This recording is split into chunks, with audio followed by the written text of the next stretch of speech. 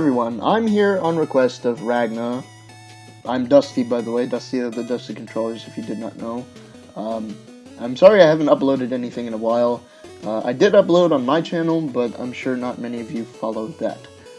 If you do, then good for you. But I'm here on request of Ragna to show him how to do lip flap animation for, like, anime series like Death Note. Let me just turn off the audio real quick. Yeah, I'm here on request of Ragna to show him how to do this. This also acts as a tutorial for anyone who wants to get into, like, abridging stuff. So, I'm not a professional bridger. I don't do this for money. I just do this for fun because it's funny, you know. I like this. It's really cool. But yeah, I'm also here to do another effect. Either I'll split this into a next video, or I'll keep it in the same video if it's too much information.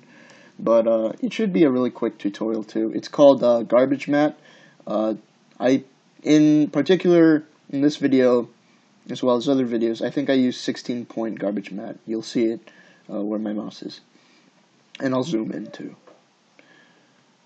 So, with that being said, here's how to do lip flap animation for an Abridged series or an anime series or whatever you have, so it looks fluid when it's speaking words. Yeah. So let's go into, like, just any random keyframe animation thing, like a dialogue here. If we play this forward, you'll see that it matches. We just lost Yukita, Matsuda! We lost Yukita! It looks very nice. It looks very like he's speaking like any regular human would. In the actual show, I'll play it. This is episode 11, by the way, if any of you are curious. Let me go into this. You'll see in that scene, he doesn't speak that long. The same fate if you go there. You told us that Kira couldn't kill without a name! So how could this happen? It doesn't look like it matches every single time, and I understand this is just redubbing for the English dub. That's really redundant. Good job, Dusty! Yeah! But, you see, this is just basically dubbing over an animation with appropriate sound effects and whatnot. But, I decided here to make it look at least a little bit more, you know, like a human actually speaking English. No offense to the voice actors at Ocean Dub. I'm sure they do a phenomenal job, and they did. I like Elle, and I like everyone else. Anyways, in order to do the lip flap animation properly, like how I did in that scene, I just use a bunch of stills from that scene in particular. You can also just take out like a bit of the animation and just cut it out frame and put it in frame for frame. But and that works too. I actually did that in this scene right here. Where is it? I'll show you. Sometimes it's not really that great though if you do that, because it messes up sometimes. So like this, you'll see. Anyone gonna answer my questions? What about you, Ukita? Matsuda's mouth opens, but it's not that often. But then again, it's a small bit of animation, so you wouldn't notice anyway. But in the same scene, you'll see Elle's mouth move. Anyone gonna answer my questions? When it shouldn't be moving at all, which is why I like to use stills instead. It takes up a lot of memory, and it's probably not the best way to do it, but I mean, it's the way I did it, and you should be able to work off of that too. So, let's go into the actual tutorial. Like I said, it's just frame for frame. What I do is I just take stills from the actual episode. What I do for the actual stills, though, is very important. You have to keep in mind, in this show, there are 3 different types of lip flaps. I think this is called the rule of 3 for lip flaps. You go closed mouth, open mouth, semi-open mouth. That's very important when you're trying to listen to the dialogue and match it up, because it allows you to make fluid movements with the mouth, and oftentimes you don't notice it, and that's a good thing, because if you don't notice that it's moving fluidly, then you're doing a good job. If you notice that it's it's not matching with the dialogue, then it's very noticeable and it looks very, very cheesy. So what I did was I took the different frames. I used the little camera thing in Adobe CS6. If you don't have this in your editing program or something to export a frame, then I just recommend getting a screen capture device or screen capture program and being able to snap in particular this location. And after that, you import them into the project file. Sorry about that. I already have them in a folder though, as you can see here. And you can just animate them properly. What you do when you do all of that is you go and listen to the audio. Make sure you're paying attention and you're doing this all by ear when you're animating. So when we go into this, I go frame by frame, and if I zoom in even more, you'll actually notice the frames are moving actually across these lines. This one to this one, this one to this one, etc., etc. But yeah, you see the movements here are based on mouth, the dialogue. So here he's saying nothing, here he's saying nothing, and here you hear the first bit of dialogue.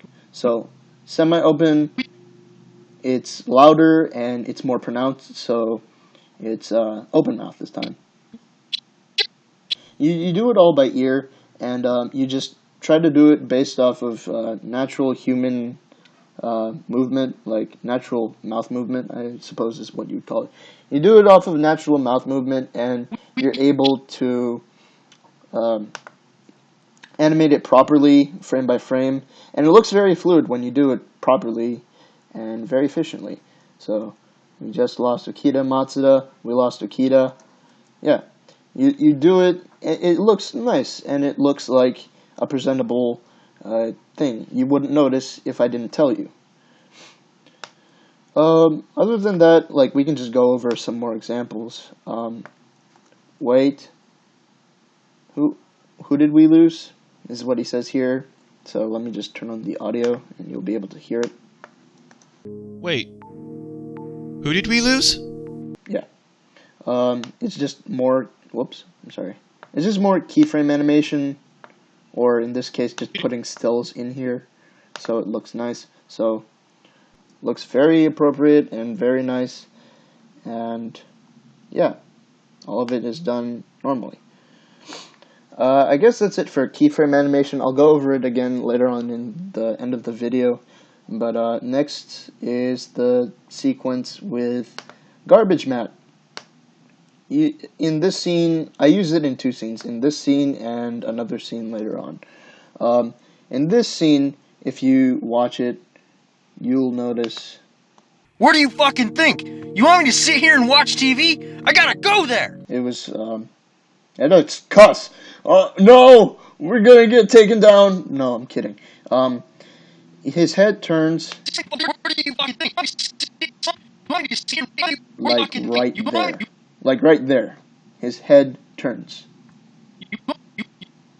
It's a bit of dialogue where his mouth is... Well, it's a bit of a head turn where his mouth isn't moving, and I was very lucky to have that. Otherwise, I would have had to go on into Photoshop or something. But yeah. Here you notice, in the scene, his mouth... His head turns, and in the actual scene... Go there. You can't. Please think about this rationally. What, you want me to just sit here and watch TV? His head turns, but so does L's head turn. I didn't want that in the script. I didn't want that, especially because it was in the script that it was just going to be Aizawa. This is Aizawa, by the way. He was just talking alone, and then L turns his head. And the way I did this is actually by using the 16-point garbage matte. You don't see anything right now, but if I click into this and I go in here, you see a bunch of vertexes and stuff, and just a bunch of numbers. I don't even know what that is. But you'll see here, if I click into this, wow, that's a lot of points. I'm dead serious. 1,000 points! Yeah. Here you see, it's just very simple. As you notice, it outlines a particular area, and what this does is leaves out any room for like just random space. Because if I turn this off, you'll notice L's head, like if I just play this, his head just randomly turns. It just pops like that because it's not the way it should work like that. So I had to keep his head in that position. And what I did was I applied the 16-point garbage matte tool here. I put it on here, and then I clicked this thing, the one that actually makes the garbage matte show up. So as you can see, I click the garbage matte tool. It appears when I click this. Yeah. And then you'll see all the little edits, all the little movements I did here. I can do it again if you want me to here. Let me just cut this out. Okay, so now we have a new sequence, and as you can tell, it's just this. That's all it is. His mouth doesn't move, but you hear audio, and that's a bad thing. So, What do you fucking think? You want me to sit here and watch TV? I gotta go there! see, his head just turns, and it's just random movement, and it doesn't look good. It's very noticeable. So what you do is, I click here, and then what I do next is, I go do this, and that. Actually, I think it's better if I kind of leave some space in there. Sometimes you want to leave space just in case there's extra movement. I think he actually retracts in his movement here. He goes back instead of forward, so this much space isn't too necessary.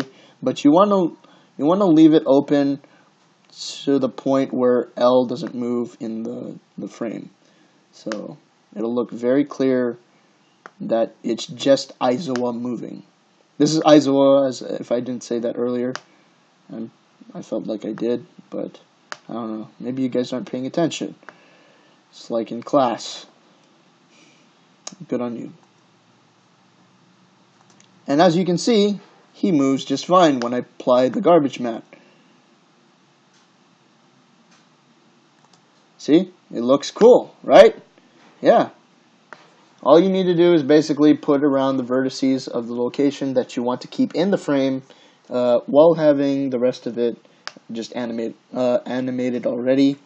And you should have a very solid looking animation here. So I have it in another scene right somewhere smack dab, like right, I think it's here. Nope, it's not here. It's give me a moment. I'm very unorganized. Here you go. So, here is the scene that I was talking about in particular. Here's another scene. Here's another scene. Yes, we lost Ukita. Not Jupiter, Ukita. And you notice that Matsuda's hand moves down. That's just another bit of a garbage matte here. If I remove it, you won't see him move his hand at all. At all. Yeah. Excuse me. I wanted that because it adds a little bit of like an emotion of dejectedness. So it makes it look a little more comedic in effect. And yeah. So what I do here is I use the garbage matte tool around L. If you see this properly, I need to go into it. There you go. I use it around L, not all of it, because he doesn't actually move in the scene. All that moves is his mouth, and also in this scene, Matsuda moves, so it at least eliminates that. If I remove this, you'll just see L like randomly make mouth movements that don't match up with the audio of what I put in here. Let me just do that properly first. You'll see he doesn't match up. Not Jupiter, Ukita. See, it looks really weird and very bad and very unprofessional. So I use the garbage mat so it applies properly. Yeah. And if you listen to it with audio again, I'm sure you're tired of listening to it, but yeah, it works. Not Jupiter, Ukita. So yeah, I think that's all with my tutorial for now. I want to add a little bit of a statement here. Sometimes you're lucky and you don't have to do keyframe animation because the Anime Studio will do it for you, so it looks like it matches. In particular, this scene here with L. But after what we've just seen, it's not entirely impossible that Kira can also kill with just a face. That doesn't look like it matches up too much, but it does look like it matches up a lot more than like the scenes I showed you a while back. So this scene, that's me by the way, I'm voicing L. Hi, I'm L. It says here, but from what we've just seen, it's blah blah blah blah blah.